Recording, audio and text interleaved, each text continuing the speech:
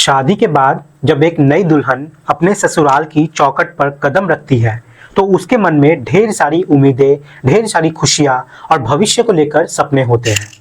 लेकिन कभी कभी किस्मत की एक छोटी सी घटना इंसान की जिंदगी को ऐसे दिशा में मोड़ देती है जिसकी कोई कल्पना भी नहीं कर सकता। यही कहानी है किरण नाम की एक लड़की की, जो शुरुआत में एक बिल्कुल साधारण सी खुश रहने वाली लड़की थी, जिसे वीडियो बनाना, इंस्टाग्राम पर रील पोस्ट करना और अपनी खुशियों को दुनिया के साथ शेयर करना बहुत पसंद था। लेकिन उसकी ये शौक धीरे धीरे उसकी जिंदगी की सबसे बड़ी मजबूरी बन जाती है। फिर विवाद होता है और अंत में एक ऐसी दुखद कहानी बन जाती है जिसे सुनकर पूरा प्रदेश हिल जाता है। कहानी शुरू होती है उसकी शादी से। उसकी शादी होती है विनोद नाम के युवक से, जो सीआरपीएफ में कांस्टेबल था। शादी धूमधाम से हुई, लड़की विदा होकर अपने नए घर पहुंची और अभी 24 घंटे भी नहीं हुए थे कि उसने अपने ससुराल में ही एक रील बनाकर इंस्टाग्राम पर अपलोड कर दिया। उसे नहीं पता था कि ये छोटा सा काम आगे चलकर कितनी बड़ी अनहोनी बन सकता है। जैसे ही वीडियो अपलोड होती है, गांव के कुछ लोग दूल्हे विनोद से पास जाकर बोलते हैं कि अरे, आपकी बीवी तो बड़ी सुंदर है, हमने अभी अभी इंस्टाग्राम पे देखा है। बस इतना सुनना था कि विनोद का चेहरा उतर जाता है। उसे लगा कि गांव वाले उसकी हंसी उड़ा रहे हैं, ताने मार रहे हैं, और वो झट से अपने दुल्हन किरण के पास गया और बोला, हमारे यहाँ पर दुल्हन इस तरीके से वीडियो नहीं बनाती, इसलिए अब आगे कभी आप वीडियो मत बनाना। लेकिन ये बात दुल्हन को बुरी लग जाती है। उसे लगा उसके शौक पर पाबंदी लगाई जा रही है। फिर कुछ दिन ऐसे ही चलता है, तकरारें बढ़ती हैं और एक दिन बहस इतनी ज्यादा बढ़ जाती है कि वो मायके चली जाती है।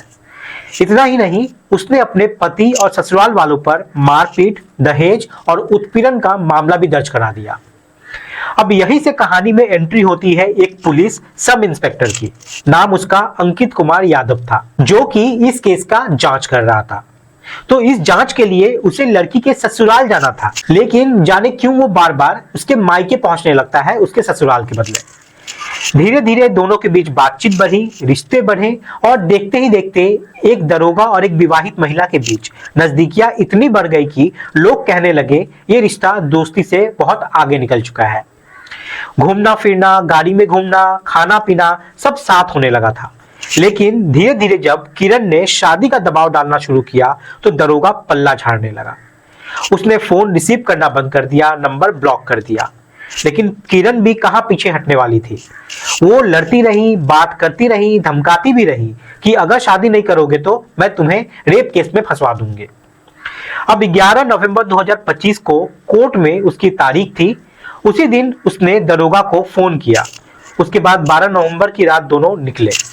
दरोगा ने अपने जानकार से मारुति कार ली, ये कहकर कि उसे एक शादी में जाना है।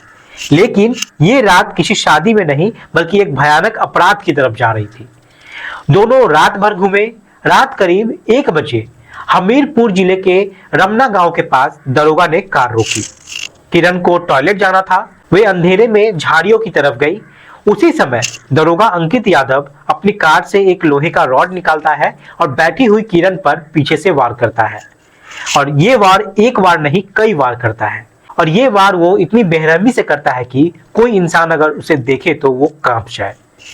कुछ लोग कहते हैं कि उसने गला भी दबाया था किरण का। हत्या के बाद उसने लाश को घसीटकर सड़क के नीचे फेंक दिया। लेकिन लाश को घसीटते वक्त उस दौरान लाश के ऊपर से जितने कपड़े थे वो उतर जाते हैं। फिर वो कार लेकर वहां से भाग जाता है, ये सोचकर कि वो कभी पकड़ा नहीं जाएगा, क्योंकि वो एक दरोगा है और उसका पिता भी एक दरोगा है। अगली सुबह 13 नवंबर लगभग 8:30 बजे 2 लड़के टहल रहे थे। तभी सड़क किनारे खून के धब्बे देखकर वे वहां पे रुक जाते हैं और खून का इतना बड़ा धब्बा देखकर वो डर भी जाते हैं। फिर नीचे झाड़ियों में जाते हैं और जैसे ही आगे बढ़े तभी एक लड़का वहां पे जोर से चीख पड़ता है। उसने देखा कि वहां एक महिला की नग्न अवस्था में एक लाश पड़ी हुई थी। पास में एक कुत्ता उसे नोचने की कोशिश कर रहा था, तो वो जाकर वो कुत्ते को वहां से भगाते हैं और गांव वालों को बुलाते हैं। ये खबर अब गांव से निकलकर सोशल मीडिया तक पहुंचती है और जो फोटो थी लाश की वो बहुत तेजी से वायरल हो जाती है। अब जब ये वायरल होती है तो ये खबर अब पुलिस तक पहुंचती है। थाना प्रभारी उमेश कुमार, सीओ राजकुमार पांडे और एसपी दीक्षा शर्मा मौके पर पहुंचते हैं। जांच शुरू होती है। सीसीटीवी कैमरे को खंगाला जाता है। जांच में एक संदिग्ध कार मिलती है। कार की डिटेल से कार मालिक का पता चलता है और जब कार मालिक देवेंद्र से पूछा जाता है तब वो कहता है कि साहब, कार तो भले ही मेरी है, लेकिन चला दरोगा अंकित यादव रहा था। अब इतना सुनना था कि पूरा केस यहाँ पे हिल जाता है, क्योंकि मामला उसी दरोगा का था जो उसी लड़की का जांच कर रहा था जिसकी लाश मिली थी। पुलिस तुरंत इस दरोगे की सीडीआर निकलवाती है। उसकी लोकेशन, कॉल हिस्ट्री सब खंगाले जाते हैं। फिर उसके अवैध रिश्ते की कहानी जो है वो खुलती है और पता चलता है कि मृतक कोई और नहीं, किरण, वही महिला जिसने पति का केस किया था और जिसकी जांच खुद अंकित कर रहा था। अब दरोगा को पकड़ने के लिए छापेमारी होती है। वो घर पर तो नहीं मिलता, लेकिन सरकारी आवास पर वो पकड़ा जाता है। फिर जब उससे सख्ती से पूछताछ की जाती है तो वो टूट जाता है और अपना गुनाह जो था वो कबूल करता है और उसकी पूरी कहानी जांच में अब सामने आ जाती है कि कैसे उसने सिर्फ 1.5 महीने की जांच में महिला की कमजोरी का फायदा उठाया, कैसे वो उससे संबंध बनाता है, लेकिन जब किरण ने शादी के लिए दबाव बनाया तो कैसे उसने गुस्से और डर में उसे मारने का फैसला कर लेता है। अब 16 नवंबर 2025 को दरोगा को गिरफ्तार कर लिया जाता है और जेल भेज दिया जाता है, लेकिन परिवार वाले अभी भी न्याय की मांग कर रहे हैं। उनका कहना है कि इस मामले में और भी लोग शामिल हो सकते हैं। पुलिस कहती है कि जल्द चार्जशीट लगेगी, अपराधी को सजा वो जरूर दिलाएंगे। लेकिन सबसे बड़ा सवाल यह है कि अगर कानून के रखवाले ही जब कानून तोड़ने लगे तो अब इंसान किस पर भरोसा करे। अब सवाल यह है कि क्या इस महिला को न्याय मिलेगा, क्या उसे इंसाफ मिल पाएगा, या ये सब अब एक फाइल में ही दबकर ये कहानी रह जाने वाली है। अब ये सब तो आने वाला समय ही बताएगा। दोस्तों, इस पूरी कहानी को सुनाने का मकसद किसी को डराना नहीं बल्कि सचेत करना है, सावधान करना है कि सोशल मीडिया के छोटे छोटे कदम कभी कभी बहुत बड़े विवाद पैदा कर देते हैं। इसलिए किसी पे भरोसा सोच समझकर करना चाहिए। इसलिए आप लोग सचेत रहें, सावधान रहें। जय हिंद, जय भारत।